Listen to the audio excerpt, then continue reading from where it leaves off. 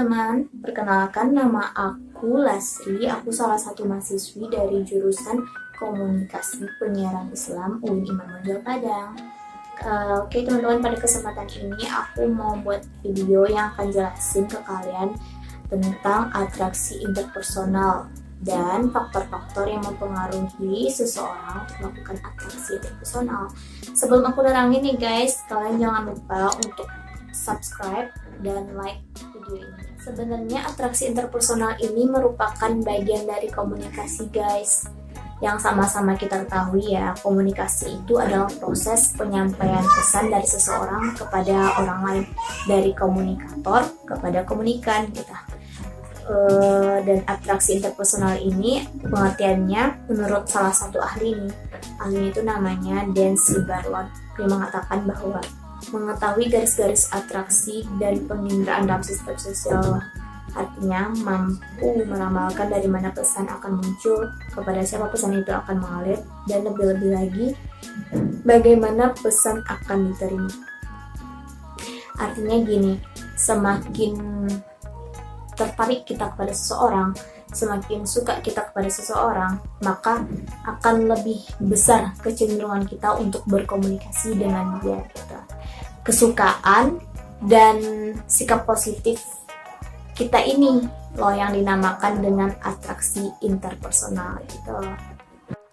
Yang selanjutnya itu yaitu faktor-faktor yang mempengaruhi atraksi interpersonal. Yang pertama, adanya kesamaan karakteristik personal. Maksudnya itu, apabila seseorang memiliki kesamaan dengan orang lain, maka dia akan merasa lebih nyaman untuk berkomunikasi, lebih nyambung gitu. Kayak dia punya kesamaan hobi, dia punya kesamaan pandangan hidup, dia kayak banyak kesamaan gitu.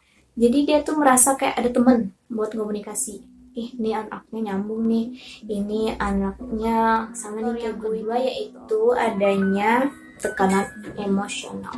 Maksudnya itu, bila seseorang merasa down, merasa galau, merasa dia itu punya beban gitu ya, pasti dia ingin mencurahkan isi hatinya kepada orang.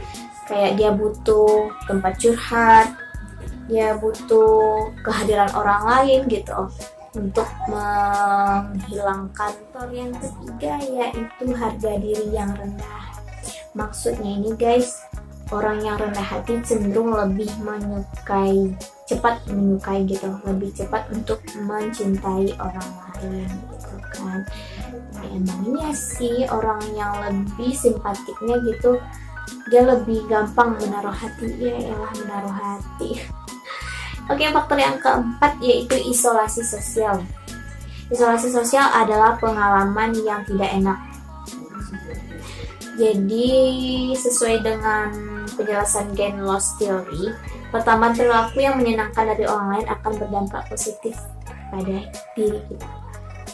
Misalkan kita ada pengalaman yang gak enak nih dulu gitu, tiba-tiba ada seseorang yang memotivasi kita, membuat kita jauh lebih merasa baikkan atas pengalaman kita yang dahulu itu. Ini yang disebut dengan isu. Oke, selanjutnya yaitu pengaruh atraksi interpersonal terhadap komunikasi interpersonal. Komunikasi interpersonal yaitu komunikasi yang melibatkan dua orang atau lebih guys. Jadi pengaruh yang atraksi terhadap komunikasi interpersonal yang pertama yaitu penafsiran pesan dan penilaian. Jika kita menyukai seseorang, maka pandangan kita, penilaian kita, semua hal tentang dia itu akan cenderung ke arah yang baik, ke yang positifnya aja. Sebaliknya, kalau kita tidak menyukai dia, kita membenci dia, maka kita akan memandang segala hal tentang dia ke arah negatifnya. Yang kedua yaitu pengaruh atraksi interpersonal terhadap komunikasi antar personal, yaitu efektivitas komunikasi.